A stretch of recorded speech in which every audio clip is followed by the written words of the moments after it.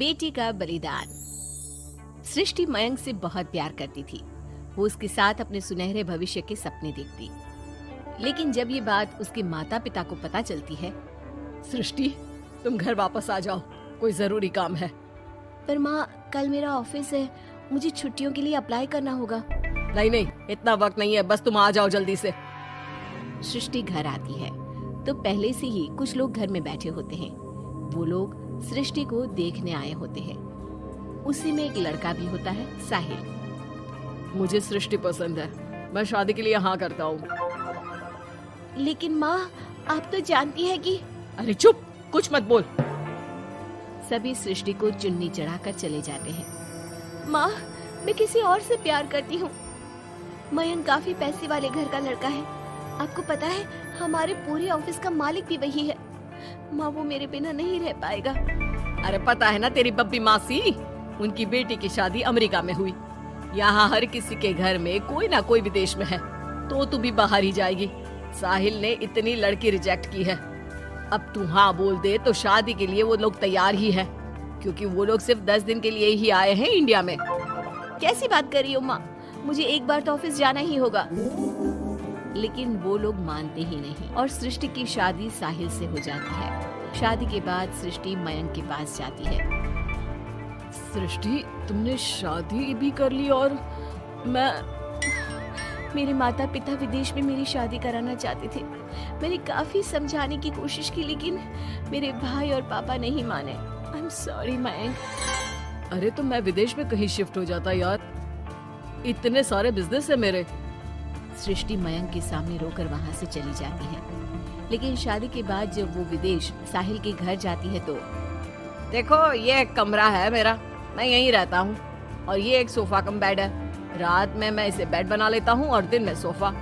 और देखो, मैं ज्यादा कमाता नहीं हूँ, तो तुम्हें भी मेरी मदद करनी होगी फाइनेंशियली। सृष्टि हाँ में सर हिला देती है। अगले दिन साहिल के जाने के बाद वो माँ को फोन करती है। क्या है माँ, कहाँ शादी करवा दी? एक तो कोई चेहरा यहाँ अपना सा नहीं दिखता, ऊपर से ये घर। विदेश के नाम पर क्या कर दिया आपने माँ? साहिल यहाँ सेटल भी नहीं है। मयंक के तो कितने बिजनेस थे, आलीशान बंगला, नौकर चाकर। यहाँ तो मैं खुद नौकर बनकर रह गई हूँ। ये क्या किया माँ आपने? अरे क्या बताऊं बेटी, तेरे पिता ने जो कहा मैंने वही किया।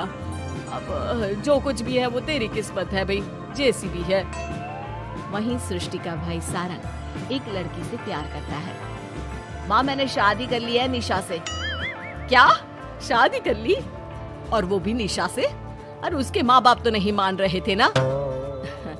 भाग्य की है माँ, अब वो अपने घर में और मैं अपने घर में। और कैसी बात कर रहा है? उसके पिता तो बड़े कमिश्नर है, उठाकर जेल में डाल देंगे तुझे। तभी तो किया है पापा। और ऐसे कैसे डाल देंगे जेल में? लड़की उनकी भी बालिग है। अरे पर बेटा, वो लड़की ठीक नहीं है। देखो, किसी लड़के के बारे में ये बात मत बोलो। तुम्हारा लड़का ठीक है क्या? काश मैंने सृष्टि की शादी भी उसकी पसंद से की होती, तो आज मुझे इतना रोना तो ना आता। अरे माँ, तुम उसकी बात पर मत आया करो ना। विदेश में है, जहाँ लोग जाने के लिए मरते हैं। हाँ, लेकिन वैकिन छोड़ो और ये बताओ कि बहू को घर कैसे लाया जाए। सभी मिलजुल कर फैसला करते हैं कि वो लोग सारंग की बीवी यानी कि अपनी बहू के घर जाएंगे। सारंग, माँ और पिता वहाँ जाते हैं, जहाँ पर बहन जी, अब तो बच्चों ने शादी कर ली है, तो आप लोगों का भी आशीर्वाद मिल जाता तो। पता चला हम लोगों को भी। देखिए, मुश्किल है कि हम उसे आप लोगों के घर भेजें। हैं? ऐसे कैसे मुश्किल है? और क्यों नहीं भेजेंगे? बीवी है वो मेरी, भेजना तो पड़ेगा ही।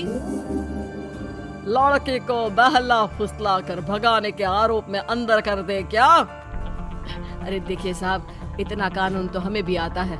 आपकी लड़की कोई नाबालिग नहीं है। तभी वहाँ निशा आ जाती है। रुकिए मम्मी पापा, सारंग में कोई कमी नहीं है। हम लोग इसे कोई बिजनेस खुलवा देंगे ना। देखो, एक बात बता देती हूँ, मुझे तुम्हारे घर नहीं जाना। अरे ऐसी कैसी बात कर रही हो? हम लोगों ने शादी की है, पति पत्नी है हम दोनों, और क्यों नहीं जाना? तो फिर शादी क्यों की?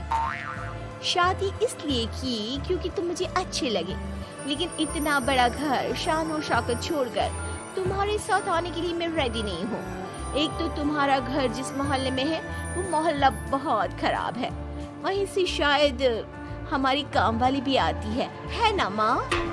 हाँ हाँ, इन्हीं लोगों के पीछे वाली गली से आती है कमला।